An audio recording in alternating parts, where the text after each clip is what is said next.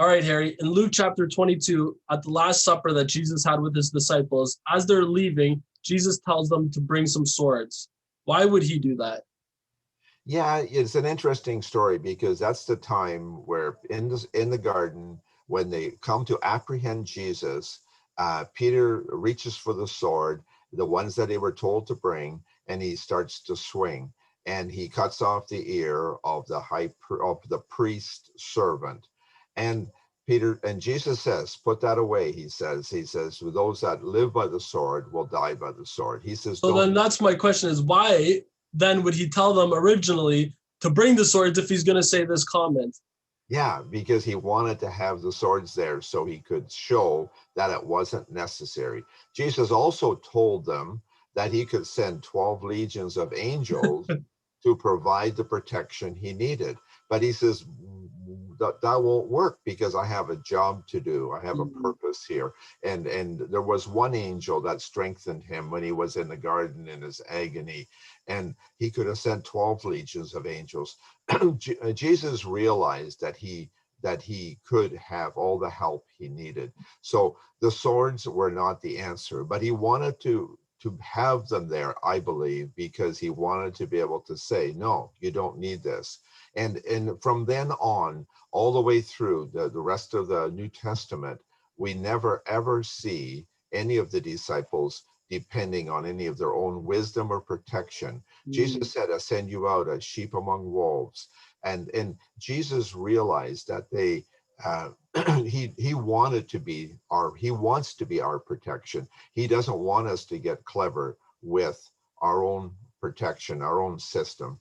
And in the Old Testament, there was also they did use the swords in the Old Testament, but at a different level. He always made sure that the people of Israel had the smallest army. They were always at a handicap. They didn't even have any chariots, if I remember correctly.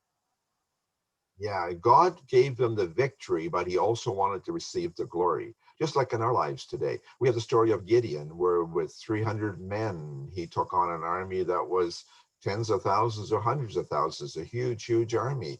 But God gave them the intuition as to how to do that. And the victory was theirs. David and Goliath. David realized it wasn't the size of the warrior that determined the outcome, it The was the size of the size of the God. God. Amen. Yeah, and he was really clear on that. There was no confusion in his mind. And then Joshua, when they entered the promised land and they destroyed all their enemies there, one of the instructions was, and burn the chariots. He didn't want these people depending on chariots, so they destroyed their enemies who had chariots, and he told them to burn the chariots. He didn't want them to be extra successful. He wanted them to depend on God. And you think Jesus is fulfilling this, you're saying, in the New Testament here, where he's just saying, look, now I want you guys to fully depend on me. Everywhere you go, you don't need these swords. And it was like his last statement or parable, shall we call it, to his disciples. Yeah, I believe it was that. See, even though the Old Testament swords were normal, but in the New Testament, they're just, and we know in the early church after the New Testament stops, the people didn't never really reach for that. Eventually they did. Eventually, when the church turned out to be, they had the Crusades and all that kind of stuff. But what good did that turn into? That was a disaster for everybody. But while they were still depending on Jesus, everything was good. And as I think of it, even for my own life, I know that nothing will happen to me that isn't part of the plan of God. And I think that is really, really special. That doesn't mean bad stuff won't happen. It happened to Paul, it happened to lots of people, but they got through it. All the disciples, except for James, lived a full, normal life of 30 plus years of ministry. And John had 60 years of ministry. James only had 15.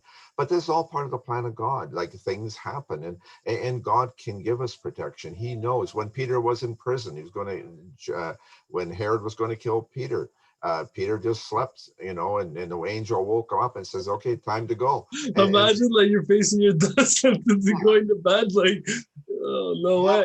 There was no chance that Peter was going to die. James had died, and Jesus was going to keep Peter, and it never did catch him. Eventually, apparently, he supposedly died in Rome. It's another 20 years after that, and so Jesus demands that we trust him. And that's, and which strategy is best, his strategy or mine? Well, Like, it's I quite know, obvious. You're gonna yeah, no, lean like not on your own understanding, but acknowledge him in all your ways, and he will make straight your path.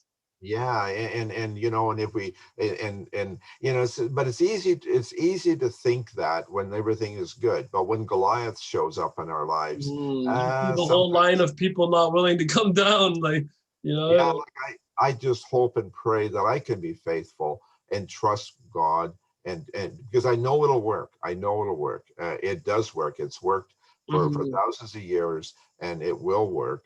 But so we don't need the sword, and Jesus was using that, I believe, to show us not to do that, and just realize that he's got it, and I'm content. I'm content. I hope I can stay content. Awesome. I appreciate it. Thank you, Harry. Thank you.